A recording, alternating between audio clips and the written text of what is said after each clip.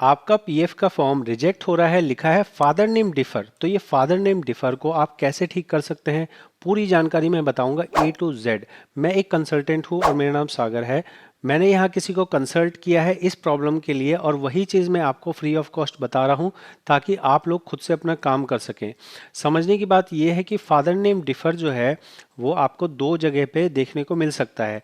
देखिए, यहाँ reason number 1 है और रीज़न नंबर 2 है। मेरी बात बहुत ध्यान से सुनिएगा। जो फादर नेम का एरर है वो अगर ऑप्शन नंबर 2 में लिखा है, ऑप्शन नंबर में जो भी लिखा है उसको टोटली इग्नोर करना है। ऑप्शन नंबर 2 में अगर लिखा है फादर नेम डिफर, तो आप उसको कंप्लीटली इग्नोर कर सकते हैं। आपको अपना फादर नेम ठीक नहीं कराना है। कैसे, मैं ऐसा क्यों कह रहा हूँ, ऐसा इसलिए कह रहा हूँ क्योंकि पीएफ वालों के पास में आपका नाम जाता है आधार कार्ड के हिसाब से, आपका डेट ऑफ बर्थ जाता है और आपका जेंडर जाता है। बस ये 3 एलिमेंट हैं जो आपके आधार कार्ड से मैच होना ज़रूरी है। मैं कहता हूँ मेरे अनुभव से 60% से ज़्यादा लोग ऐसे हैं जिनका फादर नेम में कोई ना कोई स्पेलिंग में गलती है। तो आपके स्पेलिंग में गलती होने से पीएफ वालों को नहीं पता कि आपका फादर नेम गलत है। तो यहाँ पे अगर ऑप्शन नंबर 2 में फादर नेम डिफर लिखा हुआ है तो आपसे रिक्वेस्ट है कि आप कृपया करके किसी भी तरह का करेक्शन ना कराएं। आप सिर्फ पहले वाले रीज़न को ठीक करने की कोशिश करें और उसको ठीक करने के बाद ही आपका ये काम हो पाएगा। अब मान लेते हैं जैसे इस भाई के केस में फादर नेम डिफर का पहला ऑप्शन है, मतलब इसके केस में फादर नेम डिफर है। तो ऐसे में क्या करना होगा, ऐसे में आपको अपना फादर नेम सुधार करने के लिए मेंबर होम की वेबसाइट खोलनी है। मेंबर होम की वेबसाइट, मैं उम्मीद करता हूं अगर आप वीडियो देख रहे हैं तो आपको पता होगा कि मेंबर होम की वेबसाइट में हम कैसे लॉगिन करते हैं। यूएन नंबर पासवर्ड डाला हमने, उसके बाद हमने लॉगिन कर लिया। उसके बाद हम क्या कर रहे हैं, हमें फादर नेम वाली बात देखनी है। इसके लिए व्यू में गए, प्रोफाइल में गए। प्रोफाइल में आपको फादर नेम नज़र आएगा। ये जो फादर नेम यहाँ नज़र आ रहा है, यहाँ आप देख सकते हैं कि ये फादर नेम इनका जो भी लिखा है पर्सनल जानकारी है, मैं नहीं दिखा सकता हूँ। लेकिन अब इसको सुधार करना है। तो सुधार करने के लिए आपको मैनेज पे जाना है, जॉइंट डिक्लेरेशन पे जाना है। यहाँ पे ध्यान देने वाली बात यह है कि अगर आपकी एक से ज़्यादा कंपनी है, मान लिया कि इस मेंबर के केस में 4 कंपनियां हैं, तो फादर नेम सुधार करने से पहले पुरानी सभी कंपनियों के पैसे लेटेस्ट कंपनी में ट्रांसफ़र कर लीजिए। अगर आप ऐसा नहीं करेंगे तो आपको एक जगह करेक्शन लगानी है, फिर दूसरे जगह, फिर तीसरी जगह, फिर चौथी जगह। अगर पुराने में बैलेंस है तो पहले ट्रांसफ़र करना है। ट्रांसफ़र जब सारा हो जाए उसके बाद ही अपना फादर नेम सुधार करना है। फादर नेम सुधार करने के लिए हम मैनेज में आके जॉइंट डिक्लेरेशन पे आके गेट डिटेल कर लिया। गेट डिटेल करके हमें यहाँ पे फादर नेम का ऑप्शन मिलता है। यहाँ देख सकते हैं फादर नेम। अभी मैं पेंसिल पे टच करके यहाँ पे मान लीजिए मैंने कुछ सुधार करने के लिए लगा दिया, आई एग्री कर दिया। बाकी सारी चीज़ें मेरी ठीक है, मेरे को बस फादर नेम सुधारना है। मैं प्रोसीड कर रहा हूँ। प्रोसीड करने के बाद मेरे पास यहाँ ऑप्शन आ गया कि आप ये सपोर्टिंग डॉक्यूमेंट लगाइए। बहुत बार लोगों को डाउट होता है कि मेरे से मेरा आधार कार्ड मांगा जा रहा है या पिताजी का मांगा जा रहा है। आपका आधार कार्ड मांगा जा रहा है, जो भी यहाँ कागज़ मांगे जा रहे हैं जैसे driving licence, PAN card, ration card या फिर पासपोर्ट, ये सारे ही डॉक्यूमेंट आपके मतलब मेंबर के मांगे जा रहे हैं। मेरे को बहुत ये क्वेरी आती है कि सर ये जो है ये डॉक्यूमेंट सब अपने लगाने या पिताजी के लगाने हैं। तो मेंबर के लगाने हैं और उसमें पिताजी का नाम सही होना चाहिए।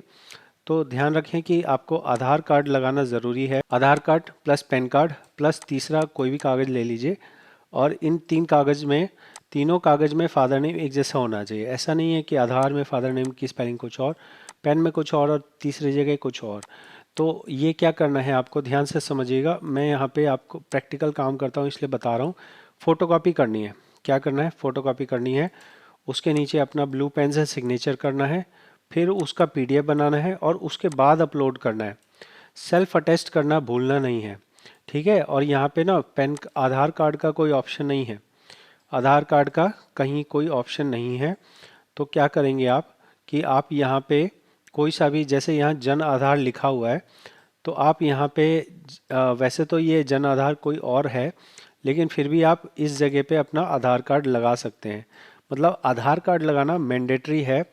बिना आधार कार्ड के आपका करेक्शन एक्सेप्ट नहीं किया जाएगा। आपका फॉर्म जो ये जो रिक्वेस्ट है ये कैंसिल कर दी जाएगी, रिजेक्ट कर दी जाएगी, ठीक है।